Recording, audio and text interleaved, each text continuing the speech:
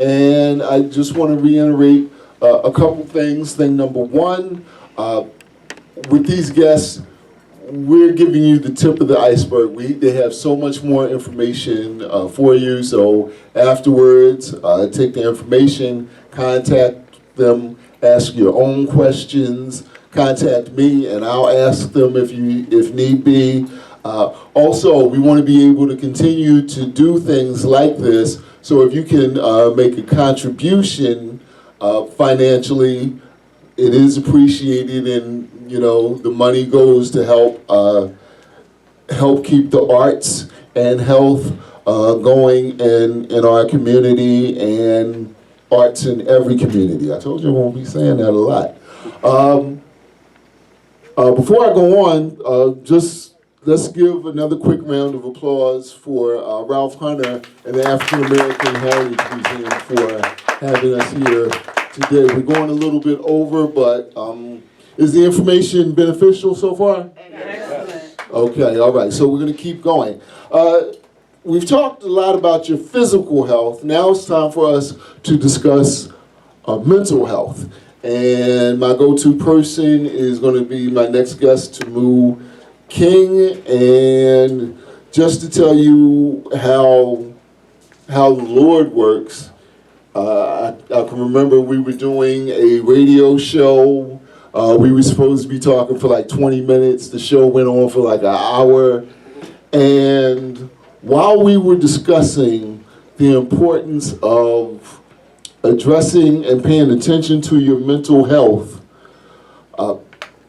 unbeknownst to us, I think both of our phones started going off while we were recording the show.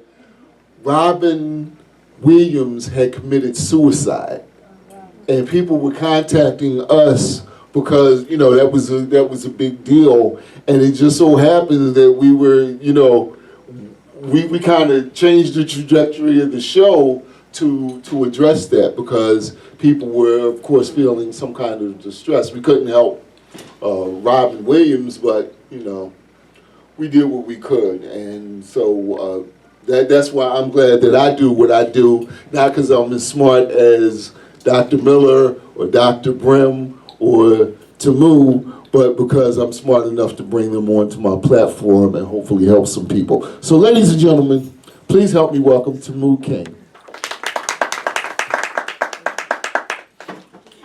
Hi, thank you for taking time out of your busy schedule to talk with us this afternoon.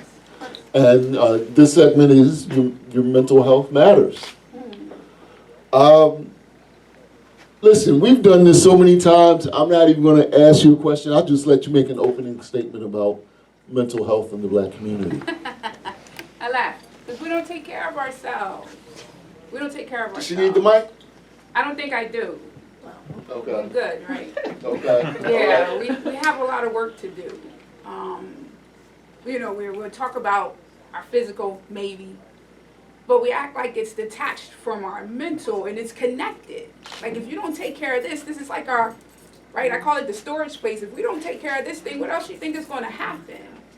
You know what I mean? It's all connected, so we have to do so much better overall. Have we made progress? I think we have, because A little bit. I know if I did this, if I had the same form 40 years ago, my mother would be the first person in the audience.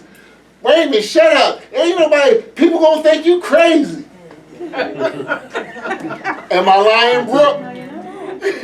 Brooke can tell you, my mother would, anytime you brought up mental health in any kind of capacity, the next thing would be people gonna think you crazy. Yeah, and that's not her, my mother. And she knows my mother. Am I lying? No, you're not lying, and we have made progress. Okay, so. We made a little bit. We made a little bit. I told you my father passed away on March 1st of this year, so it's only been 8 weeks. Right. So I'm still struggling. So, folks have said, okay, therapist, you gonna go see a therapist? Like they said it, because I'm a therapist. So they say, okay, therapist, you're gonna go see a therapist? Right. So there would have been a time they'd have never said that. I know, because you would have gave him my agenda. Yeah, so, And I get it because, I was very close to my father, so I had, there's stuff I have to do. So, so it's shifting a little bit to where some of my people are saying, okay, therapist, let's go do what we need to do. But we still have ways to go because we still see therapists and, our mental health is, we'll get over it. Because we, as black and brown folks, we don't really want to talk about the trauma. You don't. We don't. We want to ignore it and think. And sometimes when we think about trauma, we're just thinking about someone, let's say domestic violence or child sexual abuse or something like that. Right. But we go through everyday trauma. Yes. From death to all kind of things that is very traumatic, and we're afraid to talk about it. We say, oh, I'm just going to suck it up. And then we end up doing harm to ourselves and doing harm to others because we don't want to deal with it and face it. And we don't understand what trauma does to the brain. Well, we also, forgive me if I'm speaking out of line, we also then, because we don't know how to deal with the trauma, then we take on alcohol. We take on, some cases, marijuana. We just take on other devices that are not healthy. Eating, Yeah. suppressing things with eating. Mm-hmm. So let me ask you this question I always ask you. Depression is not a thing that can be avoided. Everybody gets depressed. Where is the line between, I lost my father 10 years ago or more. There's still times when, see, I hate to keep putting you on the spot. One of the last best memories I have, my dad and Brooke's dad, and we're all together on, was it Christmas or Thanksgiving? It was Christmas. Christmas. So seeing Brooke, makes me happy, but then sometimes I think about all the people we lost between the two of us. Where is the line between being sad, missing my father, and then that sadness becoming clinical? Okay. I'm not a big person on medication. I hate medication. Okay, so when should I ask for? Because I'm gonna tell you, almost touch inside joke. Stop. Inside joke. Stop. I hate you. I know you do. As a black I man, don't believe you went there. Wow, in front of all of you. they don't know. I know. But as a black What did man, you? I'm sorry. she gonna give me that eye, Jeremy. I asked for. As a black man,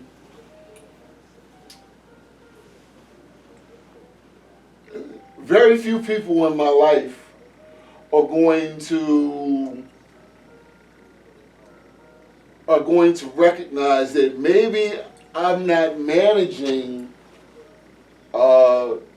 me missing my father in a healthy way, or maybe the missing of my father is becoming problematic, or if they do, I've literally had people say who know I don't drink, oh Ray, you know what, if you go ahead and let yourself go and have a drink, you'll feel better.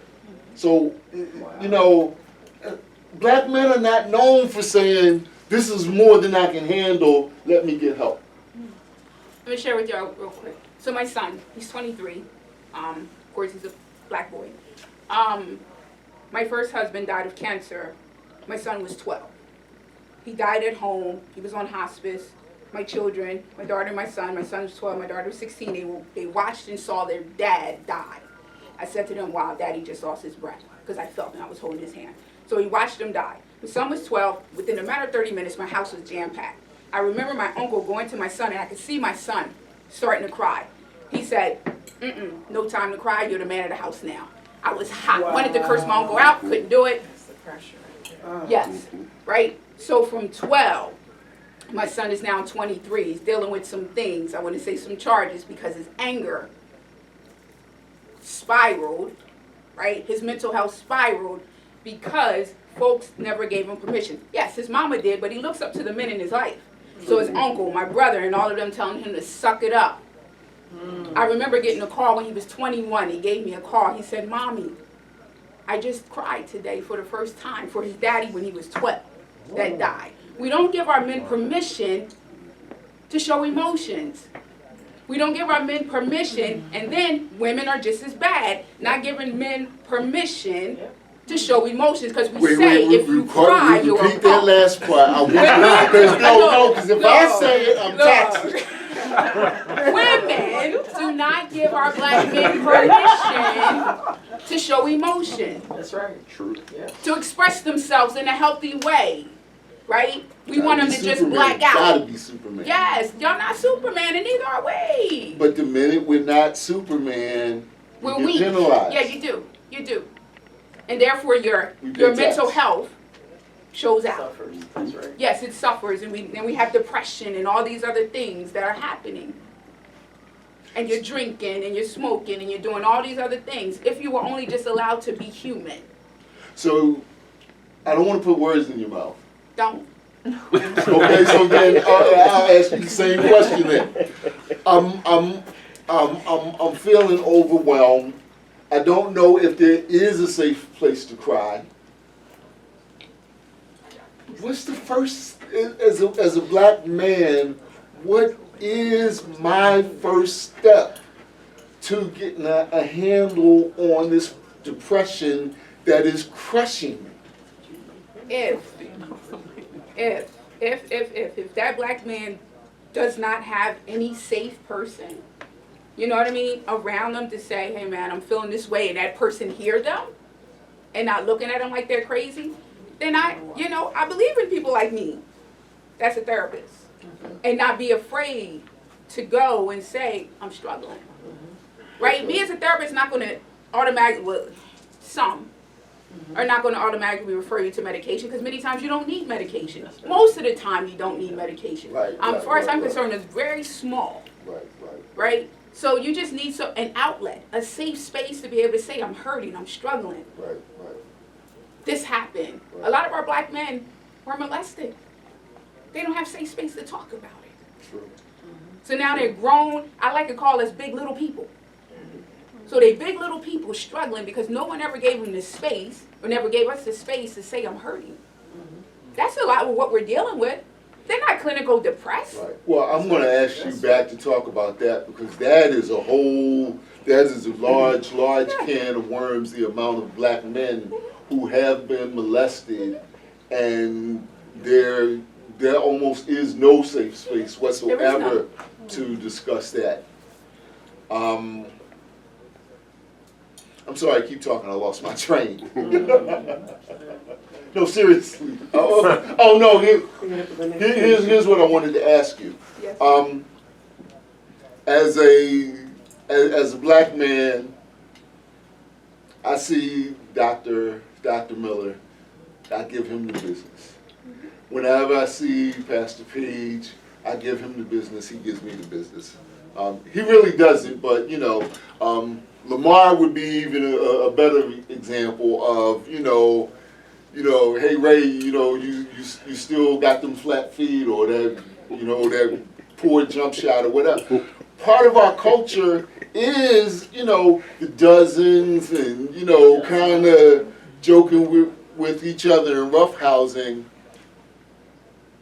How do I let my brother know that, listen, if you're struggling, you can talk to me, and I feel like he knows that he can talk to me. I think that's why I said I think we made progress, because even 30 years ago, let me tell you what happened to me. I may have told you this story before. I had a friend named Dante. We were both rappers, so we had the kind of Kendrick Lamar, Drake thing going on. Whenever we see each other, we try and one-up each other. Did you know Dante? I can't recall. Well, so every time we see each other, we try and one-up each other. Last conversation I had, and this is why I'm glad I served God. Last conversation I had with him, he had put out a record that I still enjoy to this day.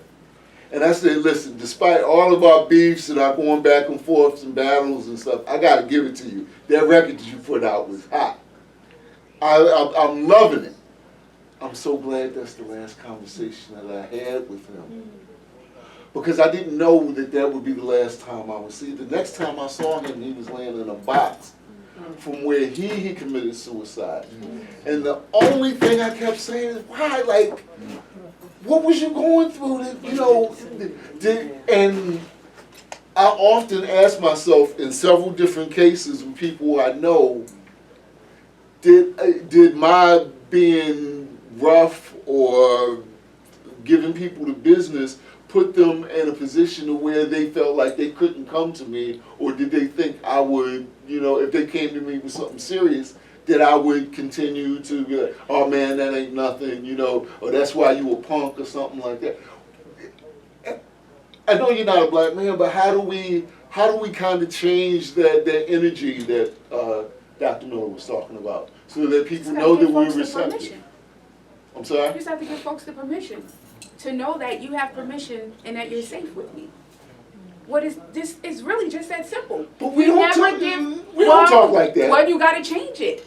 You're asking me, what do you do? So that Okay. means something has to change. You can't go about doing things the way you've always been doing it. Do I have to give up playing in the dozens? Well, you could do that later, but I feel like you don't give each other permission to know that I am safe. Right, right.